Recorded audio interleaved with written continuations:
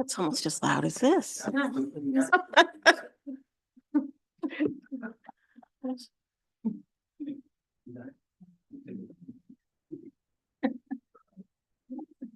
Okay. Okay. Good evening, and I'd like to welcome you and call to order our Lucan Biddulph Council meeting for Tuesday, March the 18th. I would like to acknowledge that I am an ally of Indigenous peoples. The township of Lucan Biddulph is located on the treaty and traditional territory and ancestral lands of many Indigenous peoples and is covered by several Upper Canada treaties. We honor and respect the history, languages, and culture of the diverse Indigenous peoples who now call Lucan Biddulph home. We endeavor to unlearn colonial mindsets and practices and to grow in knowledge. As we build meaningful relationships, we recognize contributions of Indigenous peoples and honor their leadership in partnership in shaping and strengthening our community. We acknowledge historic and ongoing injustices that Indigenous peoples endure in Canada, and we affirm our commitment to honoring Indigenous voices, nations, and cultures, and to moving forward in the spirit of reconciliation and respect. We do have one addition to the agenda, and that is 12.5.c, and that is a public works report, and it is a tender result. Is there any disclosure of pecuniary interest? Okay, seeing none. So it's been a few months since we made the Mayor's Honor Roll announcement, and I am thrilled that tonight we will be recognizing the recipients in person. So Kim Cook, and Kim, if you want to come up, is a member of the Lucan Optimist Club and has taken on many roles within the organization. Kim's primary role with the organization is the oversight of the thrift store. It is believed the store would not exist without her management. She works closely with store volunteers and ensures that the store is maintained very well. Of course, it's no secret that the thrift store is a huge success for the Optimist Club, and a lot of that has to do with Kim's involvement. And without the Optimist Club, with the thrift store, the Optimist Club is able to support many programs that support children and youth across Lucan Biddulph. For contributions to sports and recreation, we are pleased to honor Mike Thompson. Mike has been a longtime volunteer with Lucan Minor Baseball, back in the day with Lucan Minor Hockey, but it really is with his role as Lucan Minor Baseball that we honor him tonight. As a coach, president, umpire schedule, diamond groomer, Mike has done it all. He has helped to grow the association to the one that it is today. So countless children, including mine, have benefited from his love of the game. We recognize Norm Steeper, and joining us via Zoom is Norm's son, Dave, and daughter-in-law, Tammy. They live in BC, so we're thrilled that they are able to join us via technology. But Norm was a former Reeve and counselor, but he also served his community beyond that of an elected official. He was instrumental in the management and formation of the Sunshine Club, which brings seniors together for lively games of euchre. Norm was the president of the Ontario Senior Games. He and his wife, Ada, built this local district to be one of the largest and strongest senior games districts in Ontario. He was committed to the health and wellness of seniors through all sorts of initiatives and contributions. And probably most people know him in Lucan and Biddulph as Mr. Steeper. Norm was a dedicated educator and teacher his whole life. Living Hope Church has been a partner in our Canada Day celebrations since 2015. If you want to come up now, that'd be great. Under their leadership and management, activities at the community center have expanded. With their dedicated group of volunteers, families enjoyed games and treats to celebrate our great country. Our partnership with them has come to an end, but we certainly recognize their contributions to our community and thank them for their priceless efforts. It cannot be said enough that Lucan Biddulph is the community it is because of the volunteers that we have, and we are proud to be able to recognize the 4 that we are this year for 2025. Congratulations.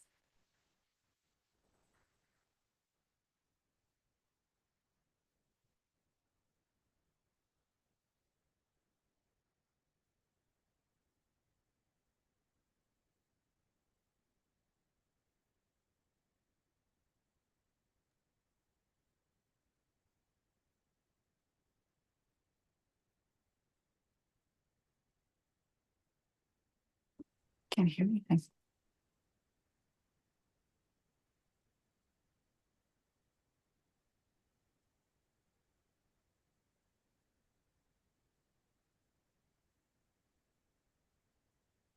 Thank you. And just so Dave and Tammy know that we're carrying Norm's momentum out to you, so you should be Awesome. getting it. Okay. Thank you. Thank you.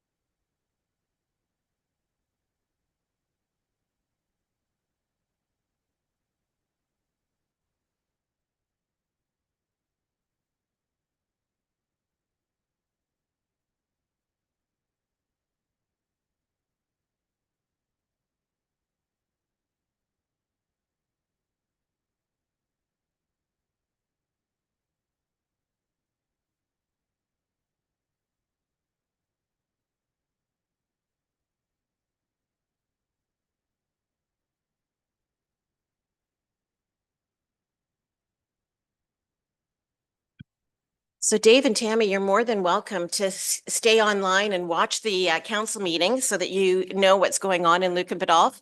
But that ends this portion of the meeting, and we certainly know that you've got things on the go. But thank you very much for joining us from BC. Much Thank you so very appreciated. much. Appreciate you all. Thank you. Thank you, guys. Yeah. And I'll say also to the recipients, if you want to deke out now, you can as well. No judgment.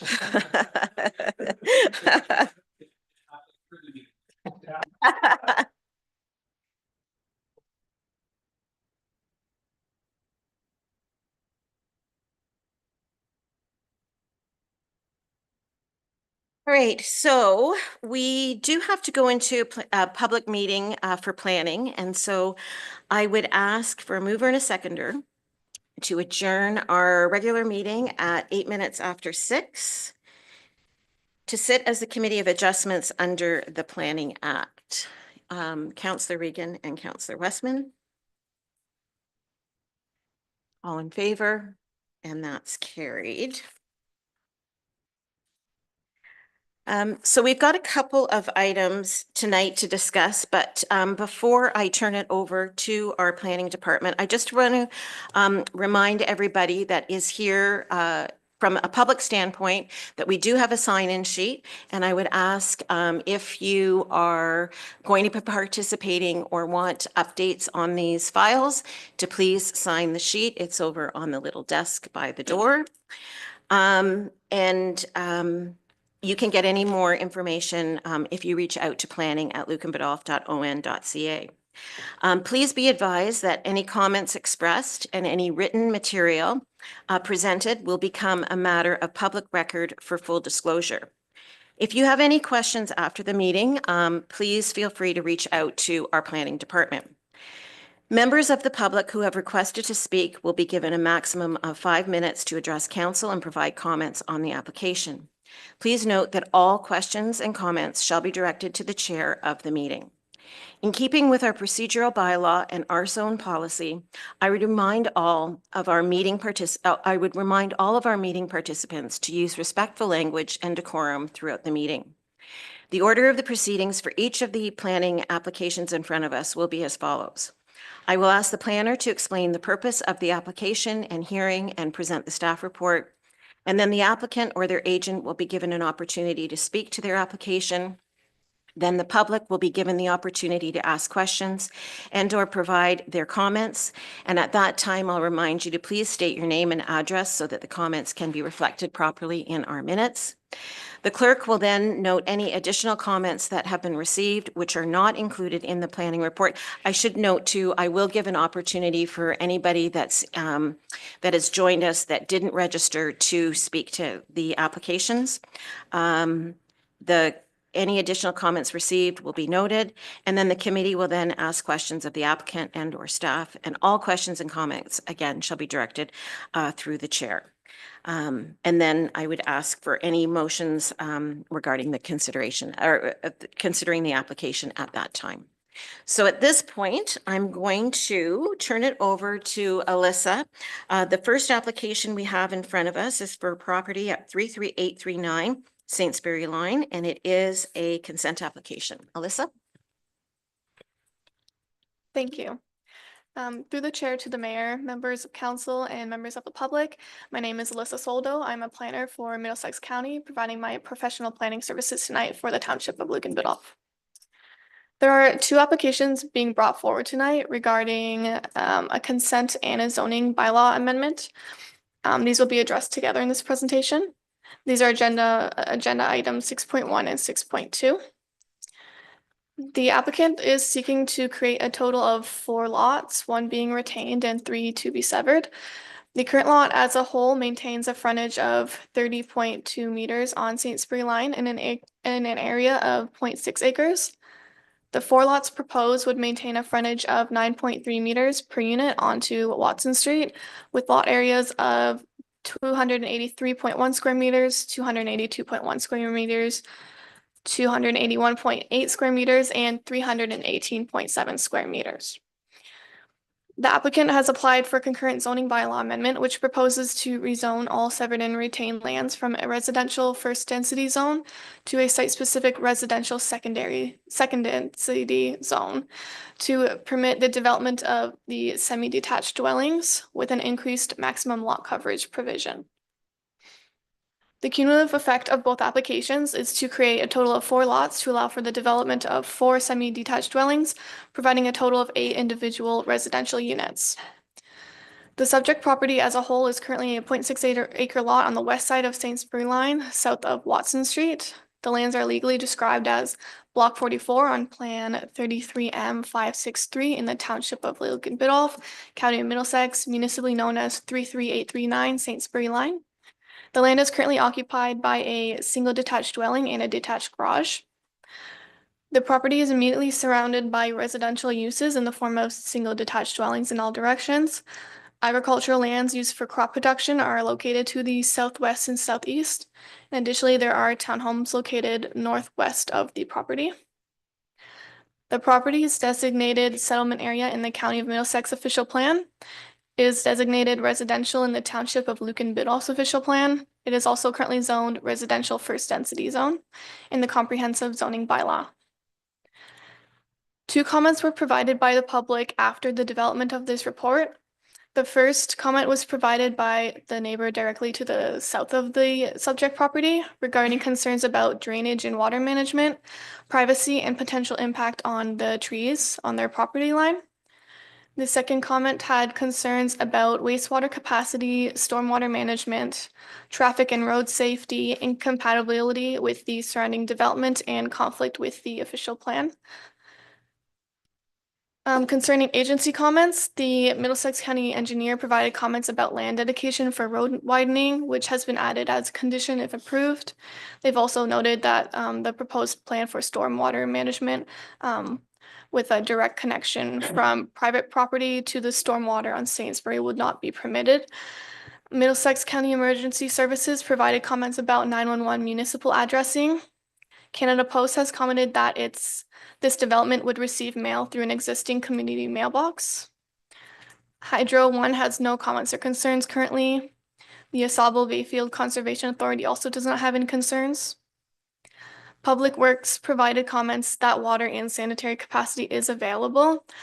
Backyard storm will need to be reviewed by an engineer. Other considerations include a privacy fence where the property abuts existing residential properties, the boulevard trees near severance lines, and the backyard grades will need to be looked at along the south boundary. Lucan Biddulph Building Division provided comments and conditions concerning a lot grading plan, further review of the stormwater management system, and a demolition permit required for the existing buildings. Concerning the comments provided by the public and agencies, additional conditions have been incorporated into the report to address the concerns raised, such as stormwater, grading, privacy, and vegetation. These conditions have been added since the original report, which was released on Friday. These conditions include that the owner enter into a development agreement to deal with matters such as lot grading, drainage, and connections to municipal water and sanitary systems. that separate service connections are installed for each proposed lot for water, stormwater, and wastewater, that a stormwater management report is submitted, a lot grading plan is submitted, and a tree preservation plan is submitted to the satisfaction of the township, and that a board-on-board privacy fence is erected along the side yards of the property. As identified in the planning report, staff are of the opinion that the proposal is consistent with the provincial planning statement and conforms with both the county and township official plans. All concerns raised regarding stormwater grading, trees, and privacy will be addressed through the conditions of a consent and the development agreement. Given the above, I am recommending approval of the consent application B1 to 4 2025, subject to the conditions provided in the report, and the zoning bylaw amendment application Z1 2025. Thank you. Okay, thank you for that, Alyssa. I will note that the agent is available for this application, is here and available to answer any questions, but at this time is not going to offer any comment. I do have a list of people from the public who have registered to attend, so I'm going to just call upon those people in the order that we've received the request. And if you would like to speak, you can do so when I call your name. And then once I go through that list, I will ask if anybody else has any comment. So the first name on my list is Darren Hulley.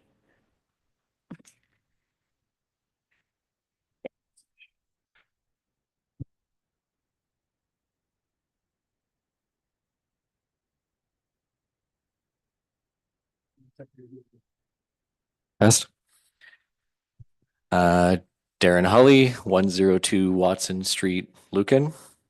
And my first question that I have or comment is just regards to the aesthetics that this has in regards to the community existing.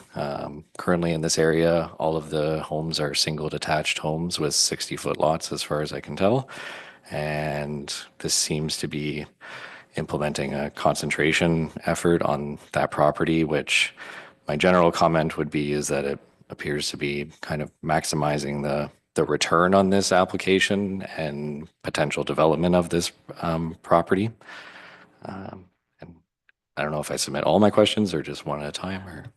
If you want to go through your concerns and then we can address them.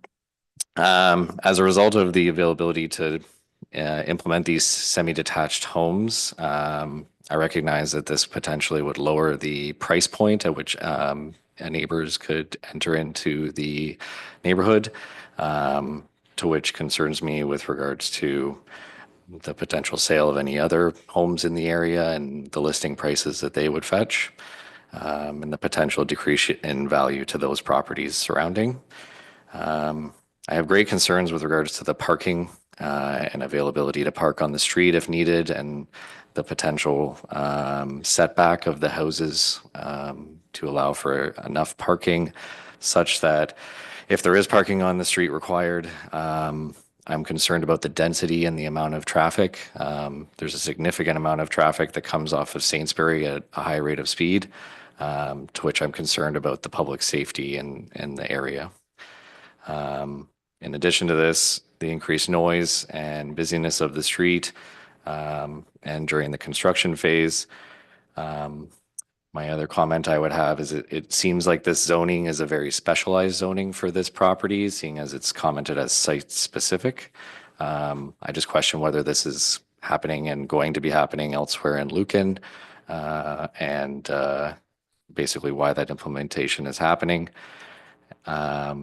My last two comments, I want to know about just the future use of this property with regards to renting allowances or the ownership, and what the intention is there with the properties. And the final one, with this great winter that we just had, I would really like to know where the snow is going to go for all of these properties when 7 feet of snow gets dumped on us and they have to pile it up.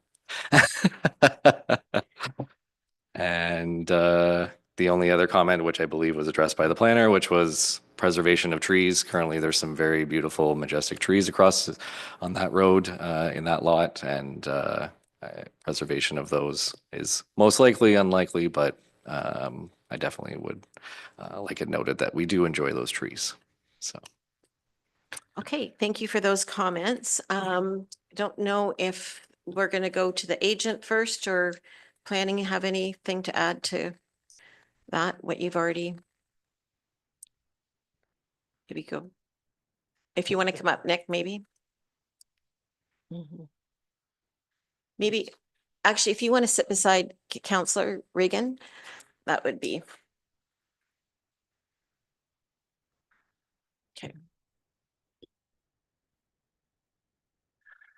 That was a lot of comments. Where would you like to start? Happy to repeat. I don't know. In terms of the trees, I think that was the last item that you mentioned. We did provide a preliminary tree preservation plan. But that would also depend on the stormwater management of that site and how we could grade that site to accommodate those trees if we are required to install some catch basins or do something like that. That's yet to be determined, but we are trying to achieve maximum tree preservation as well. We have a significant amount of setbacks where we could do that, but again, depends on the grading. In terms of parking, each unit would be provided with a single car garage and driveway, so 2 per unit on the site. So we don't anticipate any on-street parking being required. They would be for sale, so it's could be fee simple lots being created for each individual owner. So we don't anticipate there being like a visitor parking and all that stuff, be just like a typical multi-unit development. I'm sorry, I can't speak to housing values and prices, but yeah, I appreciate the comments, but yeah. Is there anything else that you? Yeah, I guess so single car driveway and a single attached garage, I guess would only allow for 2. I mean, if the neighborhood right now is currently existing of a lot of families that have multiple vehicles, and I know there's already people that do park on the street, so that still definitely does concern me. And I think what you said was ownership was the intention, no renting of the property. Okay.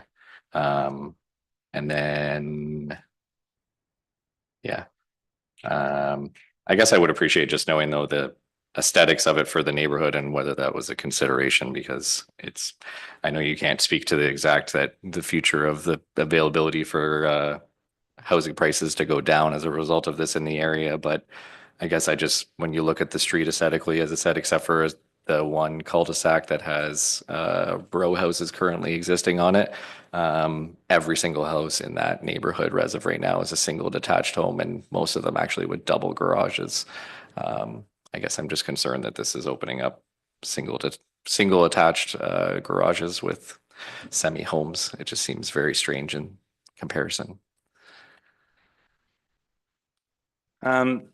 Maybe I can respond a bit. There hasn't been any kind of elevations finalized yet. There has been some designs prepared for the owner. However, those are subject to change when they come through for building permit. And it depends on who they sell to and whatnot. So there's a lot of things that could change from this point on to consent and building permits and all that stuff. So I do know that there is some available space if there was expanded driveways and whatnot, double car garage. They are quite substantially large enough to accommodate, but that would also lead into zoning requirements. So depending on what the builder wants to do and what the owners want to do, the building design itself is subject to change. And I guess more of a comment is this could be zoned similar to everybody else in the neighborhood though, and just be R1, and therefore only a call for a single detached home with a double garage or whatever would be. Is that not correct? Looking at the planning department now. Yeah, sorry, through the chair.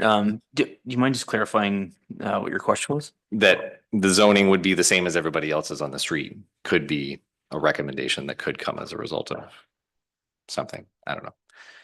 Yeah, so through the chair, what I would generally say is the existing zoning there is R1 already. The interesting part that I would just kind of throw out there in terms of where the provincial direction is going and what as of right permissions already exist. Every one of these lots in this subdivision could have 3 units on it as of right permission, and we can't say anything. So really a semi-detached unit in terms of us is low density. So the form of housing is not a concern, I would say, from planning's perspective, just given the fact that the province has already set that bar that every unit in the subdivision can have 3 units. My only comment I would add in addition then is that's not currently what's there, despite that's available to now be done. It's currently not within the neighborhood. So, and yeah, I think that's it at this point. So. I will say that I do think, and if I look at planning, they can confirm with me, but I do think that those, and I don't know whether they're operated as freehold ownership or, but on Radcliffe Crescent, I think those are semi-detached, are they not? Or are they all? It's actually 4 units. It's 4 units in a row. That's that cul-de-sac Yeah, comment I was yeah, making. yeah, Yeah. Yeah, so it is in the neighborhood. Yeah. And I do believe if, I think, and this time I'd look at the agent, but I thought preliminary design might look the same sort of shared driveway, so that there wasn't going to be 8 accesses, from Watson, I think that's where they're headed. Thank you. That is correct. So those shared accesses would provide some space for the on-street parking if required between the driveways, as opposed to separating them and having small little landscape strips in between. So that is part of the rationale for combining the driveways. But yeah, it would be reduction of space as much as possible. Okay.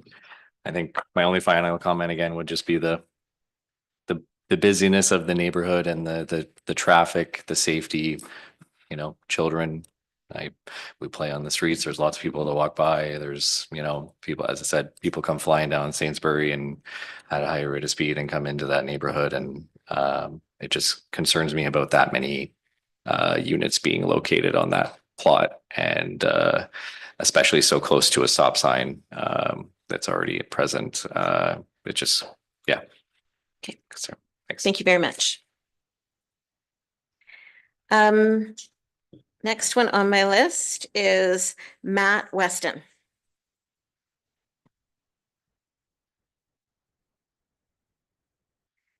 And I will note that Matt did submit comments, written comments. And I believe Alyssa spoke to them. Okay. Derek Ducharme.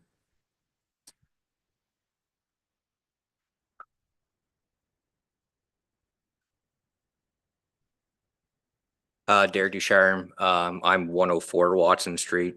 So right across the road there and beside my neighbor here, Darren. The parking, I would say, maybe a bit of a concern for me as well. Kind of echoing Darren's comments about just on-street parking and it being so close to the stop sign. So not too sure what your thoughts are on that. As far as, like, I understand there's still the driveway and things like that, but having possibly multiple vehicles parked that close to the stop sign is kind of concerning to me. Other than that, my colleague Darren's pretty much addressed kind of the similar concerns that I had as well. The only questions I generally had at this point were if there was any preliminary drawings or any kind of a possibility of a start date of when construction may begin, so that we're aware. And then kind of in final thoughts, like my colleague Darren and myself, like we both have young children too. So it's, there's a concern about the busyness of the street and the amount of traffic that goes by, at high rate of speed off Sainsbury. So more just the on-site parking thing and just getting some preliminary information on kind of what these units will look like and when the start date may be.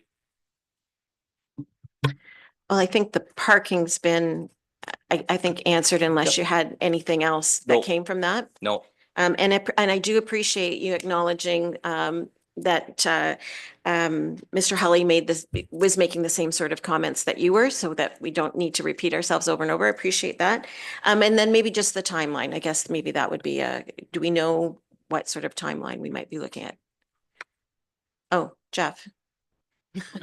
Madam Mayor, if I could just, one of the comments I would have on the parking and the closeness of the stop sign there, that, one of the things that is built into the Highway Traffic Act is, you're not allowed to park.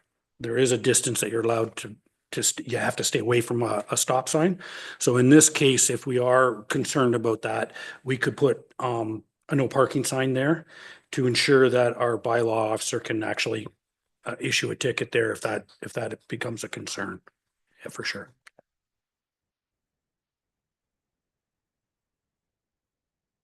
Appreciate those comments. And then just, do we have an idea of what sort of timeline we're looking at? So Mr. Chair, or Madam Chair, the timing is a little tricky depending on the order of operations.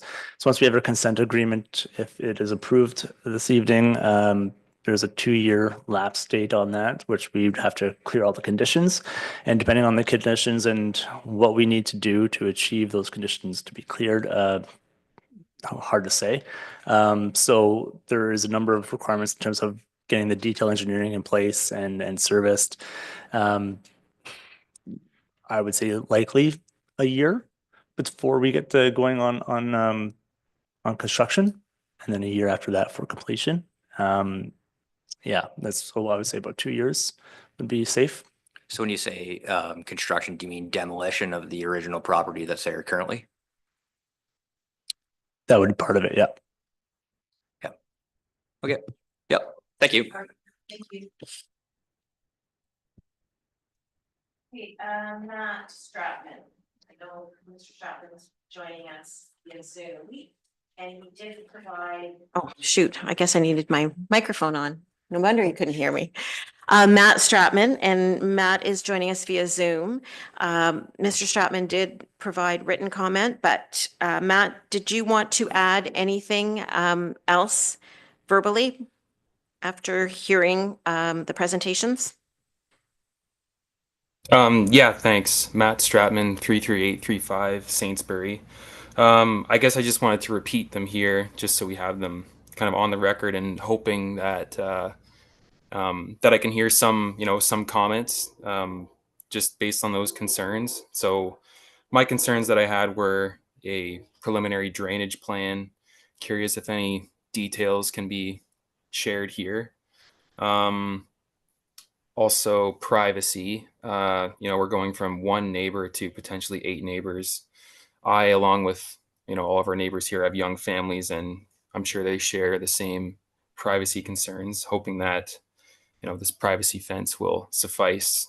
Maybe looking for some comments there. Looks like we addressed the construction timeline. And just wanted to clarify something that came up from a previous resident. Just clarifying, there's no renting planned here. The goal is ownership. Just looking for some clarity there as well. Thanks. Okay, thank you for that. I guess maybe we'll start with the drainage. Jeff? If you, Madam Mayor, I am aware of Matt's property because we have checked a private drain that exists in the back corner of Matt's property. So one of the comments that I do have with this proposal, and it will be addressed in the engineering stage of the site plan, will be a drainage plan that takes in the grades of the properties that surround it. In the development of the Radcliffe subdivision, this area was identified in the stormwater management pond or stormwater management system, so that it is identified, and it is accounted for into the swim pond that exists down by the Tim Hortons. We call it Barry's Bay.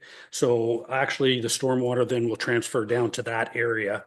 And in this Matt's property and this property are both identified in that subdivision's design. And as you said, a lot of that will be addressed during the site plan process, correct? Yeah, okay.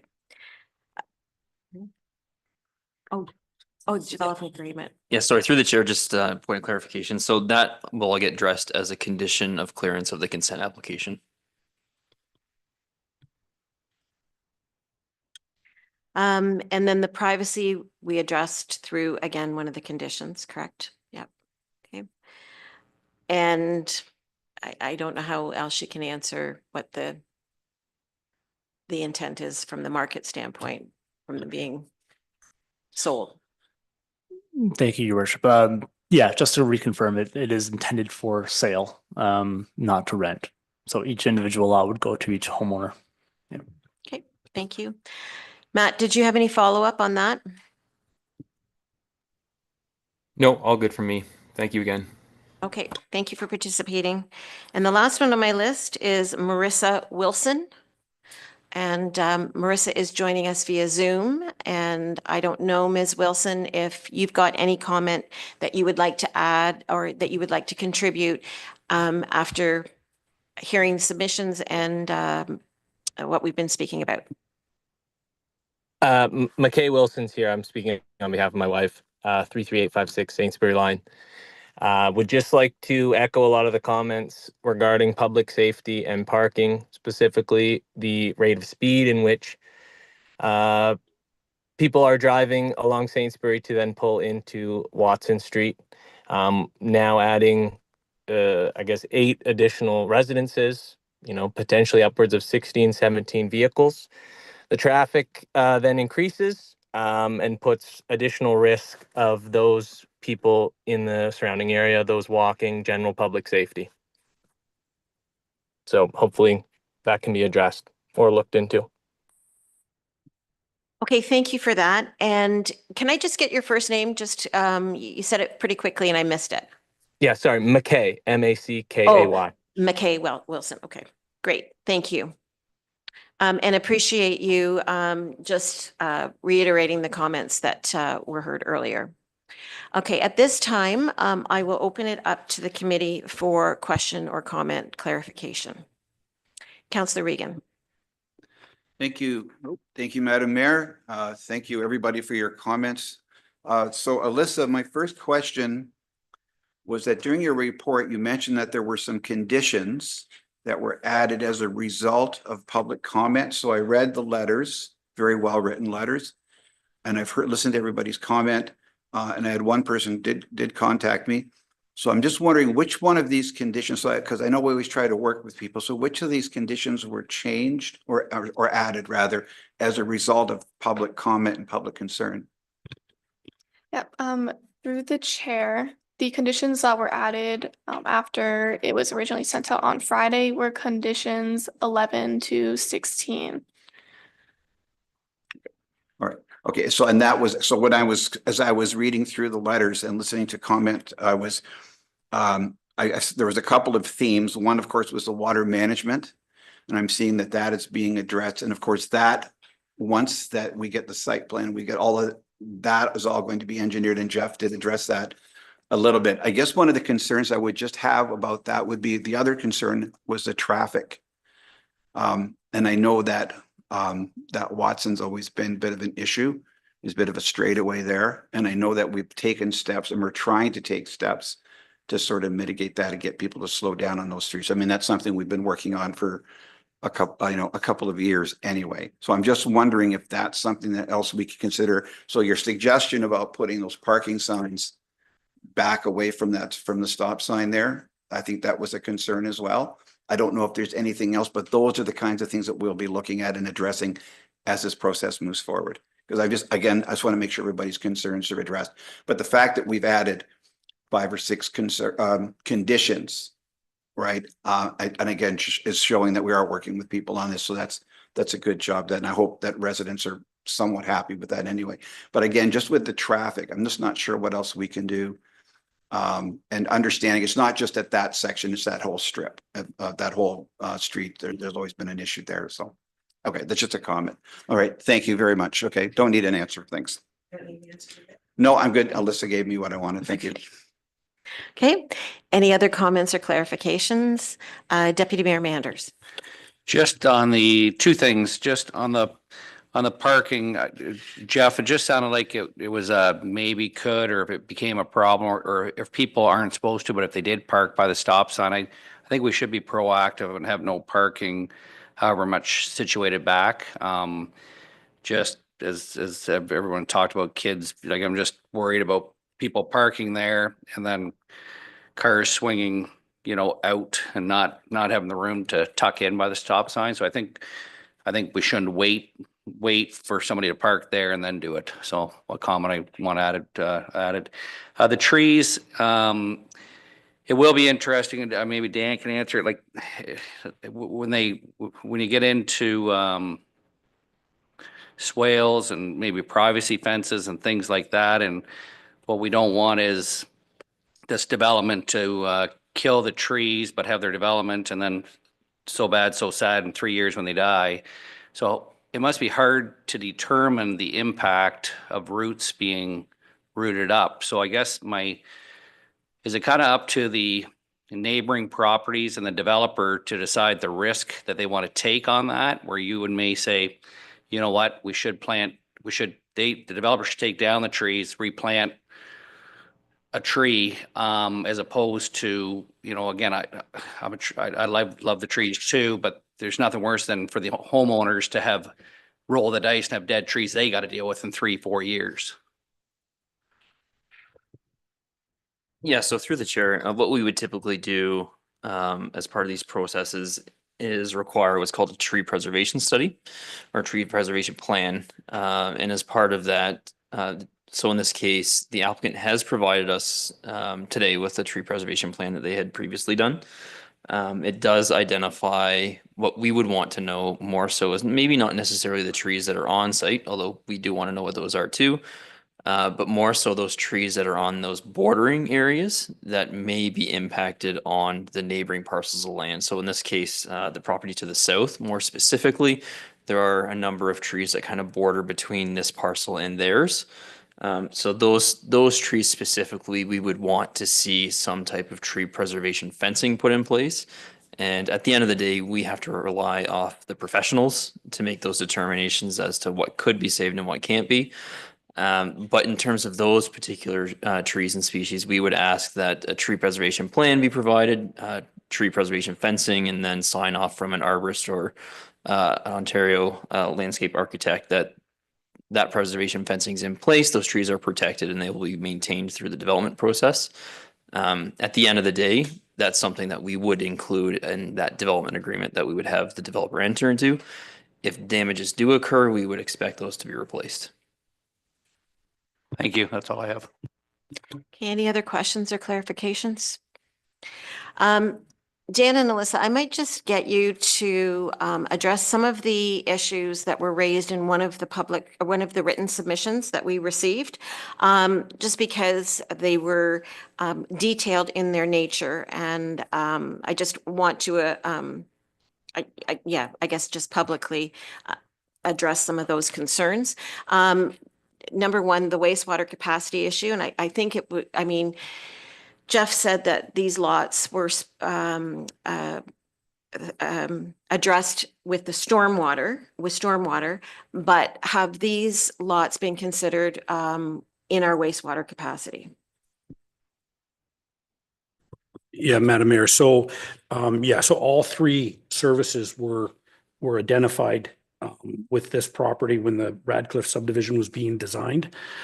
So we have had BMROS upgrade our sanitary flows throughout the town, and that happened. And they do account for flow coming from this lot. They don't necessarily account for exactly the amount, but they do account for this lot putting some into the sanitary system. We have, as council has directed us, always to be looking for infill lots.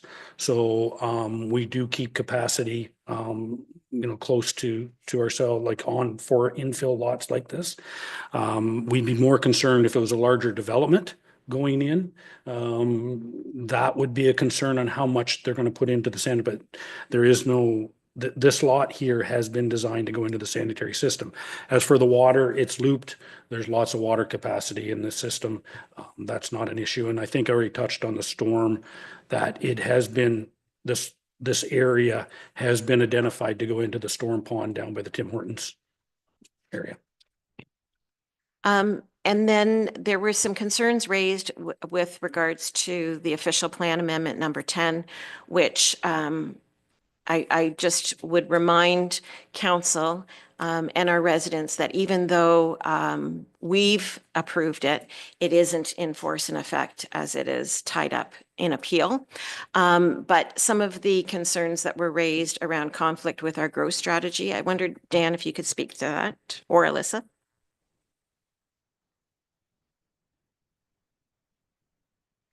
Yeah, through the chair to members of the committee. So the comment that was raised was, I believe, comments about developments occurring within the fully serviced urbanized areas. So just, I guess, a point of clarification for committee as well as the public in general. This lot is within Lucan's existing urban growth area, and it does exist within a fully serviced urbanized area. So for all intents and purposes, this lot does qualify for development or intensification. Thank you for that. I don't have any comments. I do certainly respect the comments that have been shared from the residents, and I think especially from the safety planning or parking speed concerns that have been raised, think that they've been heard by our Director of Public Works, and will work to try to mitigate those as much as we can and get out in front of that. From a parking standpoint, I would just ask, the agent, again, I don't expect an answer, but as these lots, should this application pass, become actually develop, just to take those parking considerations into effect. It's my understanding that, it's going to be a full driveway. You're not asking for any changes to the setbacks. So you've still got the boulevard, then the driveway, and then the garage. So that's, I don't know, that's probably about 3? Yeah, you could fit three cars, likely only 2. But there is, depending on the vehicles that you drive. But I think that there is room there. But as was referenced, I think that this is I think this is a great infill project and a good use of land, and it certainly will be answering what the province wants us to do, for sure. So any other comments or questions from the committee at this point? Just a couple points of clarification. Should this pass, again, there's the development agreement, but can you just maybe, Dan, remind us of the site plan process? Because a number of these concerns that have been raised would come up at site plan. And that's not a public process anymore. But certainly the comments and concerns that have been raised will be taken into consideration. Yeah, so through the chair, so in this particular case, because it's lower than 10 units, we cannot require them to go through site plan control. So that's why you're seeing all of these larger, more intensive conditions being attached to the consent application to make sure that we're covering off all of our bases from an engineering perspective, that this all makes sense at the end of the day. So that's like, typically we wouldn't have this many intensive conditions included as a consent application. In this particular case, we do, because we want to make sure that, at the end of the day, we are approving something that from an engineering perspective makes sense and doesn't impact anyone within the existing community. Okay, I appreciate that clarification. I'm glad I asked that question for that. That's good. Okay, so if there aren't any other comments or clarifications from the committee, there is a recommended motion in front of us, and I'm only going to read the first part of it. As has been stated, there are 16 conditions attached to the motion, and I'm not going to read all of them because they are lengthy. But I would say to members of the public that are either here, watching online, or watching back at your convenience, that you can find all 16 conditions online as attached to the agenda. So the motion in front of us is that the application for consent B-1/2025 filed by Strick Baldinelli Moniz Limited on behalf of Akim Kubler to create 4 lots with a frontage of 9.3 meters per unit on Watson Street and lot areas of 2.83.1 meters squared, 2.82.1 meters squared, 2.81.8 meters squared, and 318.7 meters squared for a property legally described as Block 44 on Plan 33M563 in the Township of Lucan Biddulph, County of Middlesex, be granted and subject to the 16 conditions. And the reasons for the recommendation is that there's consistency with the provincial planning statement, conformity with the County of Middlesex official plan and the Township of Lucan Biddulph official plan would be maintained, and the requirements of the Township of Lucan Biddulph zoning bylaw are capable of being met. A mover and a seconder for that, please. Deputy Mayor Manders and Councillor Regan. All in favor? And that's carried. Thank you very much. Now I would ask for a mover and a seconder to adjourn our Committee of Adjustment meeting at 6:52 to convene a public meeting under the Public Act. Mover and a seconder, Councillor Westman and Deputy Mayor Manders, all in favor, and that's carried. So this is the zoning bylaw amendment application that is attached to the application that we just spoke to. I don't believe that there's anything else that needs to be added from planning. So with that, any comments or questions from council, from the public? With that, I would ask for a mover and a seconder that zoning bylaw amendment application Z-1/2025 filed by Strick Baldinelli Moniz Limited on behalf of Akim Kubler to rezone both the retained and severed lots identified in consent application B-1/2025 to site-specific residential second density R2-5 zone to recognize the increased maximum lot coverage for lands legally described as Block 44 on Plan 33M563 in the Township of Lucan Biddulph, County Middlesex, be approved, and that the implementing bylaw be forwarded to Township Council for consideration upon receipt of a deposited reference plan. A mover and a seconder for that, please. Councillor Westman and Deputy Mayor Manders, all in favor, and that's carried. Thank you. So in front of us now is a zoning bylaw amendment application and an official plan amendment application for a property known as 33400 Richmond Street in Lucan. And at this point, again, I will pass it over to Alyssa. Thank you. Agenda item.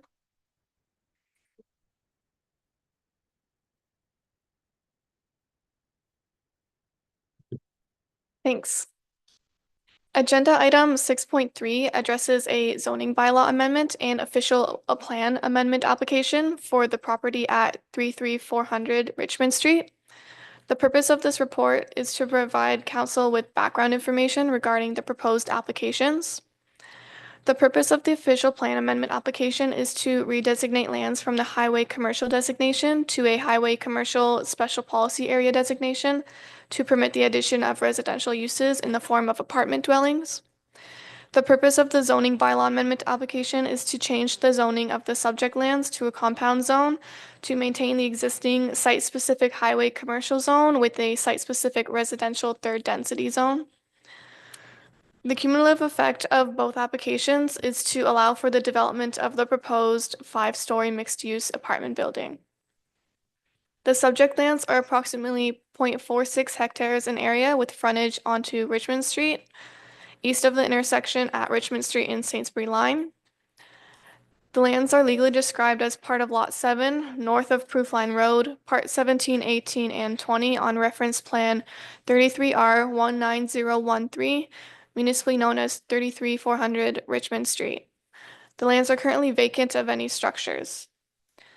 The lands are surrounded by single detached dwellings to the north and highway commercial uses to the east, south, and west. The lands are designated settlement area in the Middlesex County Official Plan, split designated highway commercial and residential in the Township of Lucan Biddulph Official Plan, and zoned highway commercial exception zone in the Township of Lucan Biddulph Comprehensive Zoning Bylaw. A submission package containing various studies and reports was provided to support the application. These have been included as attachments to this report on the online agenda and are available at the township to view. These include a planning rationale report, a shadow study, archaeological assessments, environmental site assessments, record of site condition, market impact assessment, traffic impact study, a functional servicing report, and an architectural design package. A letter was received from a member of the public regarding their opposition to the applications. They note concerns about apartment buildings in town, sunlight blocking the vegetation in their backyard, remediation requirements, and a loss of privacy. Concerning agency comments, the Sauble Bayfield Conservation Authority does not oppose the approval of the provided applications. The Lucan Biddulph Fire Chief made comments concerning sprinkler systems and a lockbox, and that if present, they do not have any issues with the application. Public Works provided comments regarding more details about stormwater in the servicing brief and further investigation concerning the storm outlet. Quadro Engineering provided comments about feeding services to the proposed development and the requirement for an MTO permit. Integris and Blue Water Recycling have no comments. Tonight, I am recommending that the report regarding 33400 Richmond Street for an official plan amendment application OPA 1 2024 and zoning bylaw amendment application ZBA 13 2024 be received by council for information purposes. A recommendation report will be brought forward at a later date. Thank you. Okay, thank you very much, Alyssa.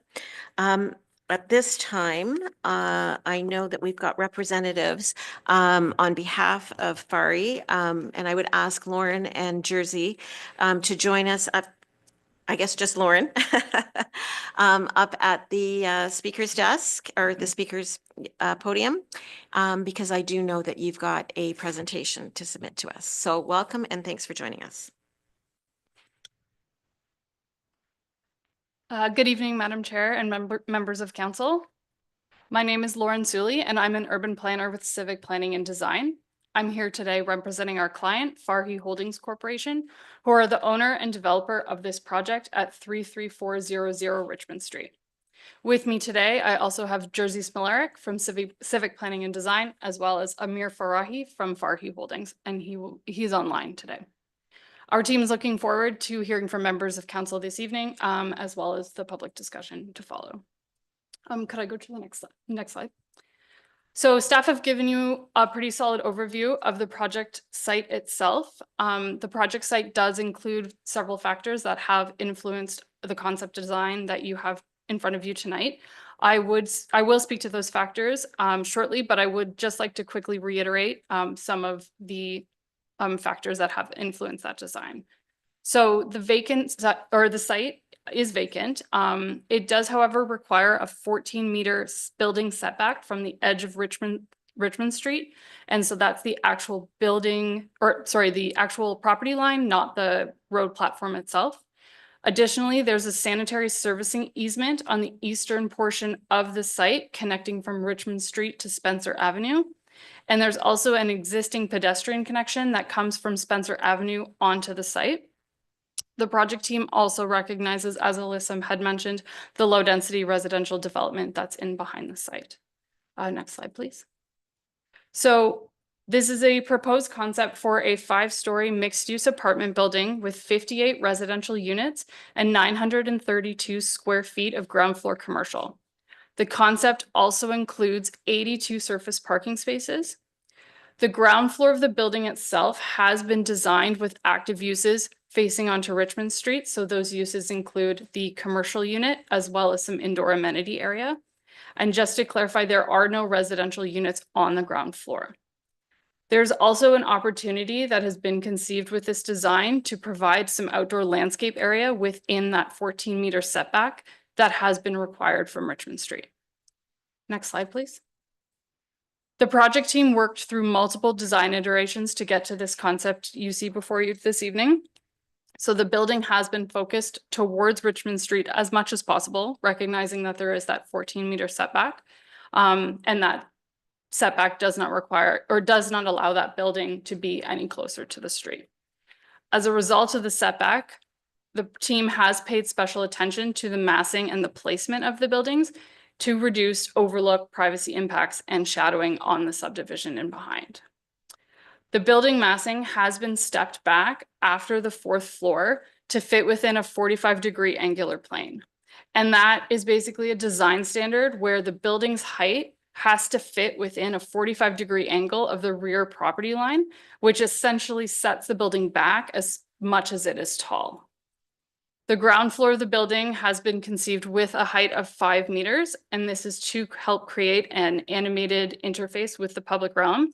And it also increases that prominence of those ground floor uses, so of the commercial unit and of the indoor amenity space. Additionally, it also allows us to provide parking underneath the building. So as you can see from the image on the screen, there is building tucked in behind at the back of the building. The building itself has also been designed with principal entrances facing towards Richmond Street. So that would be the entrance to the commercial unit as well as any lobby entrances for the apartment use. And the location of the vehicle access has also been conceived to avoid the existing sanitary servicing easement. So this basically ensures that if anything were to happen with that servicing easement and it needed repairs or anything associated with it, residents, visitors, and commercial customers, as well as emergency vehicles, would still have uninterrupted access to that site. So the concept design also recognizes the existing pedestrian connection that comes from Spencer Avenue.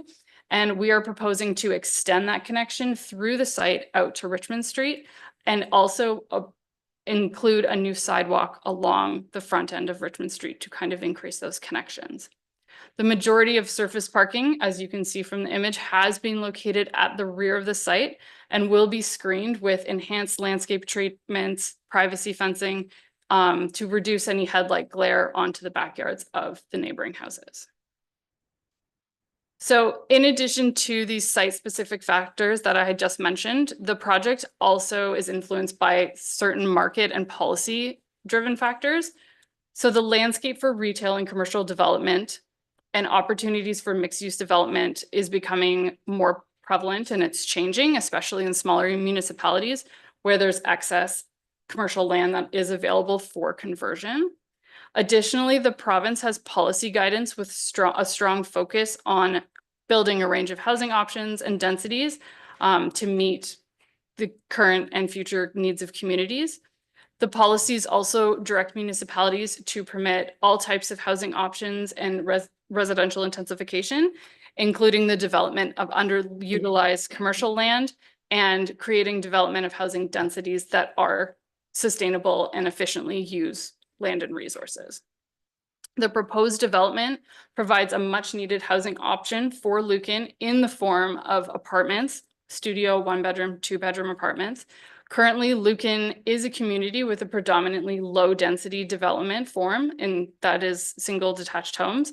And this development would provide an opportunity for a more sustainable housing mix to meet the future demand of housing need in the township. And this also aligns with many of the policies that are within the township's official plan. And just with the rising cost of housing too, apartment dwellings can represent a form of more attainable housing, especially for a wider range of households, young adults, couples, small families, and even seniors wishing to downsize. Next slide, please. And so I just also wanted to highlight that during this process, we have run an applicant-led community engagement program. So this program was launched in August of 2024 during our concept development stage. And it was designed to give community members who were interested the opportunity to learn about the project and provide feedback. So as part of this program, over 90 postcards were hand delivered to homes and businesses within 120 meters of the site. The postcards contained information of an upcoming community meeting that was led by the applicant, as well as a project URL. So a project site was created that was published at the same time the postcards were delivered. And that website contained information about the project, and it also allowed folks to provide feedback through an online feedback form. So as of late last week, as you can see from the numbers that are on the slide, we had over 100 unique views to the project site and over 21 unique pieces of feedback. The project team also hosted that virtual community information session about 2 weeks after those postcards were delivered on August 28th. And so we shared information about the project directly with residents, and then we facilitated a Q&A. So that was a session where anyone who joined was able to ask questions, share their concerns, and the project team was there to receive those concerns and answer those questions. So in addition to the feedback we did receive through our community-led or applicant-led community consultation, we also did receive the communications from residents, from staff that were forwarded onto our team. And so we can speak to that feedback here today. And with that, I will conclude, and our team looks forward to the remainder of the discussion. Okay, thank you very much, Lauren. At this point, we only have one registered member of the public. Well, I guess it's two, Mr. and Mrs. Kranz. And I know that you submitted a written submission that we've received and forms part of the package that we're looking at tonight. But if there's something that you would like to add and speak to, I welcome you up here now. Yep. Yep, you just have to turn the mic on. Hans Kranz, 147 Spencer Avenue. Where do I start with this? First of all, she says, well, we have apartment buildings that are vacant because the rent is too high. They're building one down the road. It's not finished yet. They're not going to fill that in any time. And again, the rent is too high. Now where we are, I wish you could bring that thing up. We are right behind that building. When she says we have parking in the back, there's a car length and a few feet. Then it's my fence. We're right there. That apartment building can look right in our bedroom. That show is bigger than that. I can explain it. That building that they designed there will not fit on that lot. That is bigger than they actually projected. And it's too tall. We're right on that sidewalk. There's no privacy. I don't care what size fence you put up. There's no privacy at all. None. My neighbors haven't come here because they said it's a done deal anyway. They're going to build it regardless of what you say. But we came anyway because I'm angry about it. There's enough apartment buildings that are vacant. Why are we building another one? And another thing, what about the sewer? I thought the sewers was at almost capacity. And they're going to add more residents to do what? We as taxpayers have to refurbish the sewer to accommodate these buildings? I don't think that's fair. Anyway, I'll be cutting my grass on the new if that gets built. Thank you for your time. Thank you very much. We don't have anybody else from the public and nobody's joining us online. So at this point, I will turn it over to council for any questions. And I just would like to remind council and members of the public that tonight it's for information only. There's no decisions being made. There's no recommendation that's coming from the planning department. This is the public meeting for this application. So any questions, concern or clarifications from council at this point? Deputy Mayor. Yeah, I've got a couple I'll start with and then wait and see. Maybe just before you start, I don't know if Lauren and Jersey just want to sit up here and then you don't have to keep coming back and forth. So, well, first, I guess I'm gonna comment just because again of the I want Ron's. I'm gonna pick your brain, and I think it was Alex Westman. There was about a year ago. I was at a meeting. I believe it was Good Roads when I had to represent from Kathy. I had to sit in, and there was an MTO person there. Can't think of their name, or I'd say it. And talked about taking over the connecting link, that portion from the set of lights back to the entrance of that subdivision. And Ron did a lot of the speaking at it. The MTO representative was from London, said he drove into Lucan and it made sense to him. That was his comments. It made sense to him, and I just, hearing the applicant talk about the MTO setback, and I don't know if there's any conversations with our planning or with yourself or where that sits, but it seemed like they understood the reasoning for urbanizing it. And, I'm looking at this applicant, I'm looking at the neighbors and thinking that this could certainly be adjusted much more on the site without having to deal with the MTO. Because I've got some concerns I'm going to mention, but I want CEO maybe to comment where that, unfortunately, didn't go on business arising. And as far as I know, since that meeting, I thought it was a foregone conclusion that we're just working towards taking it over. Because when we left that meeting, he just said, I live in London, pass through there, makes sense. So through the mayor to the deputy mayor. Yes, I believe it was the AMO conference that I was at. And while that was a very positive and productive meeting, I thought, we had a subsequent meeting, and I believe the mayor was in our office. And I believe that was a very, very much a different meeting.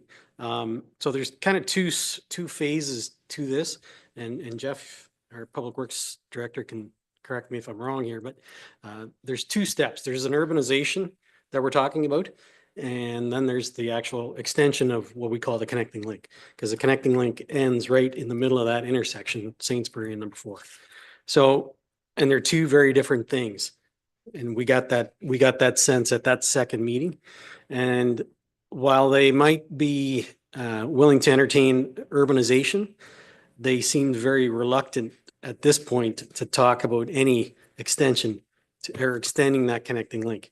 And extending that connecting link would give the municipality the control similar to what we have in the downtown, close to where Chuck's Roadhouse is going to be. So while, like I said, while the first meeting was very, upbeat and everything else, I think the second meeting kind of took the wind out of our sails to a certain degree. They were supposed to get back to our director of Public Works. I don't believe that's happened yet with regards to that, but it does have a major impact on how we proceed with these kinds of developments, because it does encroach quite a bit onto how close they can locate that building to the front, I guess you could say, or to the highway at this point. So to answer your question, we're not anywhere close to it. I wish I had a different answer for you, but that's the answer we have right now. It's a challenge, and all we can do is keep pecking away and trying to get somewhere. Well, if we could maybe revisit it and just, I don't know, have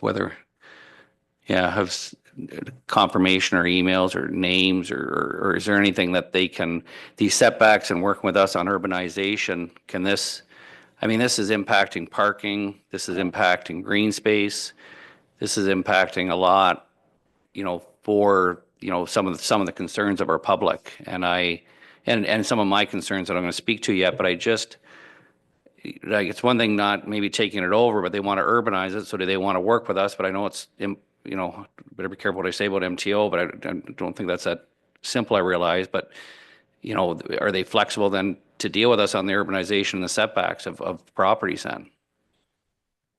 Yeah, if I could, through the mayor.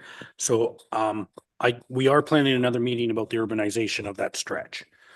So that will be coming up. So I do think we can bring it up that we could be looking at the setback here in the urbanization as a collective with them. But our initial discussions with the MTO were they wanted to dictate the urbanization, which would then lead to the connecting link. So once they confirmed their urbanization to us, then they would consider the connecting link, not the other way around. So, which is what we wanted. We wanted the connecting link to lead, and then we could do our urbanization. But at the same time, I get this. I'm meeting with, we are planning another meeting with the MTO. We certainly can bring this up because one of the big things that we want to talk about are sidewalks. We want to have sidewalks along there all the way out to Old Clover Drive. And that's our goal. And plus some street lighting and the basics of stormwater and that sort of thing. So through the mayor to the deputy mayor, I said that would be a subject that I can bring up to the urbanization people. Yeah, no, it would be nice to have some sort of timeline on whether it goes one way or the other way and how that could look, and even for our applicant and for our neighbors, both parties, because I have an issue with we're a car dependent community, as everyone's heard me say that. And reduction of parking spaces concerns me. The setback creates that. So, and also that the height and the number of units too. I mean, the applicant can also adjust that accordingly.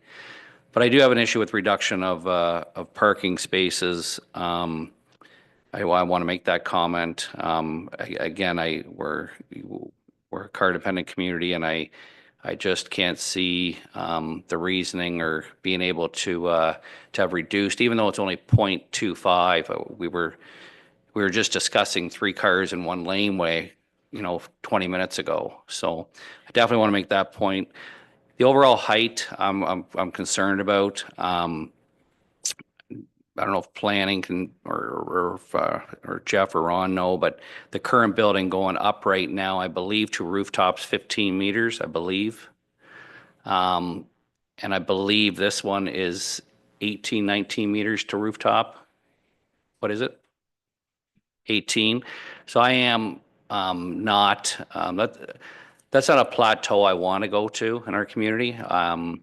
I realize I might, but just a comment I want to make. I did the plateau height, which I struggled with, and I've told the applicant I voted against it at the one at the other end of town at that height. But I certainly will accept that height going forward. But I probably will struggle at that new barometer. And those are my comments. Thank you. Councillor Regan. Thank you, Madam Mayor. So I just echo what the deputy mayor said with the parking at 1.25. I'm not supportive of that. And the height as well. I have a real problem with that as well. So, I mean, going to the current, what we have at the other building is fine. I guess my other concern is just maybe questions about sort of the marketing plan and when you mentioned in your report, when you spoke to us about the future demand would reflect a need for apartments, and I don't agree, and I don't know where you would get that from. But it's interesting to me that I almost think that we have an apartment now just a stone's throw from here that they're not filling.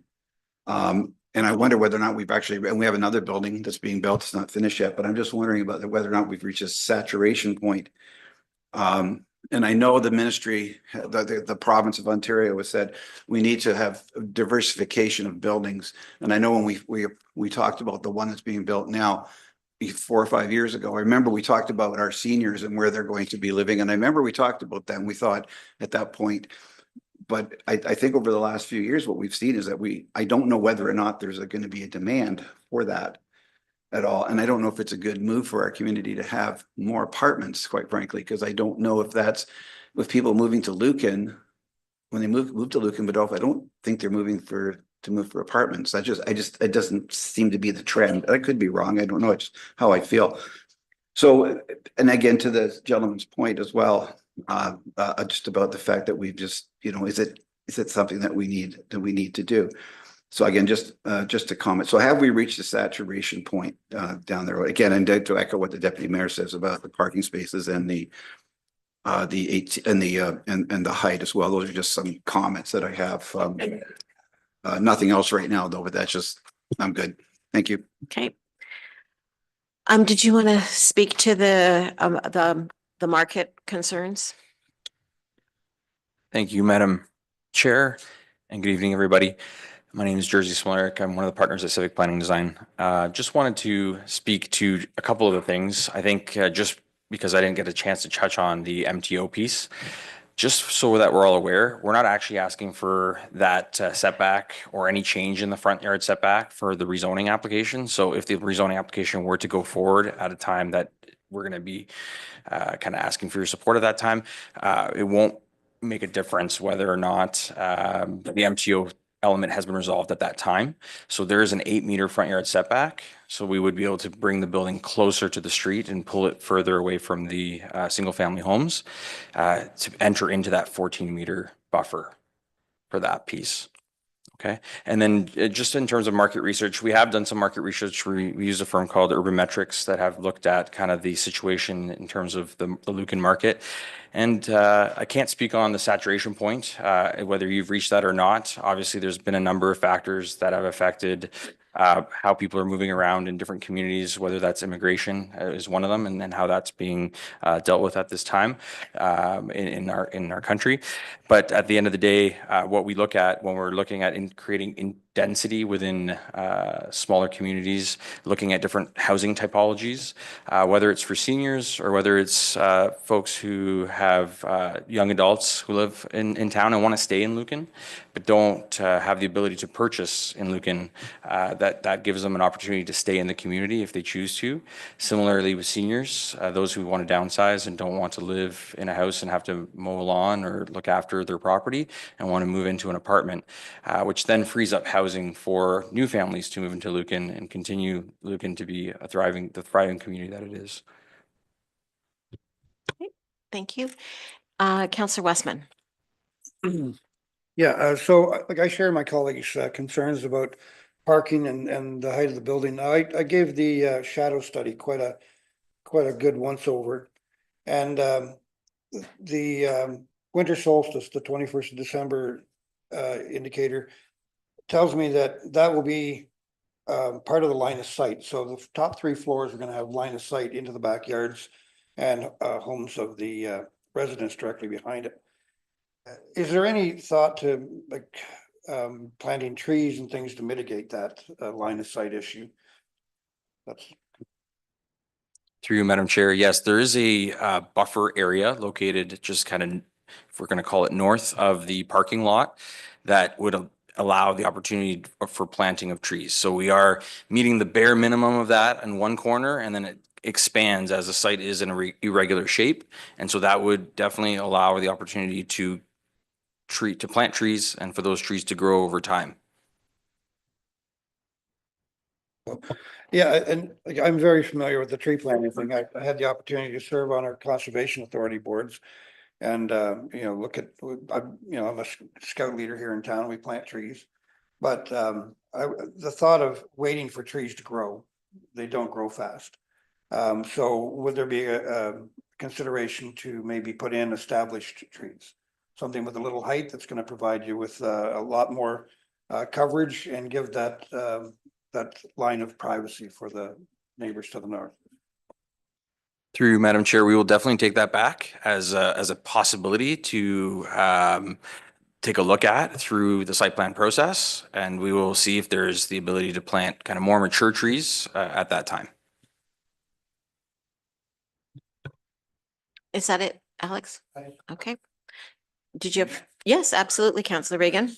There was one, so I just wanted to talk to maybe Alyssa or Dan. There was just in the report, I just lost it, sorry. Just about the environmental assessment. I highlighted it and I know I've lost it. There it is. It's on page 2. With respect to the environmental assessment, there's previous use there, for the historical uses. I wonder if that, I'm just not following what you've said there. Is that finished? Did they still have to do it? My understanding is that there was this one time, I don't know, oil drums or something there on the property. So I'm just wondering if that's already been addressed. Just concerned about public health.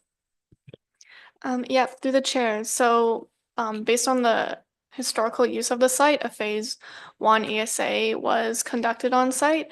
And then with that is more of a desktop analysis to see what kind of uses were used in the past. And then that triggered the phase 2 ESA, which was to do some more physical research on the property itself. And that report had identified no contaminants of concern of high levels. So there was no further analysis or assessment required. So the ESAs were complete at the time after phase 1 and 2. Okay, all right. I just want for clarification. Thank you, Madam Mayor. Thank you very much. I might just jump off on that one because I think I'll be honest, reading the environmental site assessment that's attached to the report, I have to say I was surprised. I think we all know the history of the site and we were expecting something else. And just to ask the question, are these studies peer reviewed? And I only ask that not to disparage who you use, but just, as I say, we know the history of the property. And so I think by seeing these results were a surprise. Through you, Madam Chair, we can definitely take that back. We have completed the report using, the right reputable people who are able to provide us with the report that's needed for the rezoning application. And ultimately, there will have to be a record of site condition on this site that will have to be approved to allow for the building of residential on here. So. Okay, thank you. I do appreciate you taking those comments. So I'm not going to go over the whole parking comments because I think they've been made. My concern is just, the overflow parking, where that goes. And I wouldn't want this to turn into a neighbor versus neighbor situation. And I think we have to recognize that, but also we do know that the site does offer challenges around how you do build something. So with the height of it, I have to say I don't know whether I have fully wrapped my head around the height of it. As I've said a number of times, I'm not the best person to visualize something and to actually picture something in real life. And so when I try to picture a building at that height on this site, it's difficult for me to do that.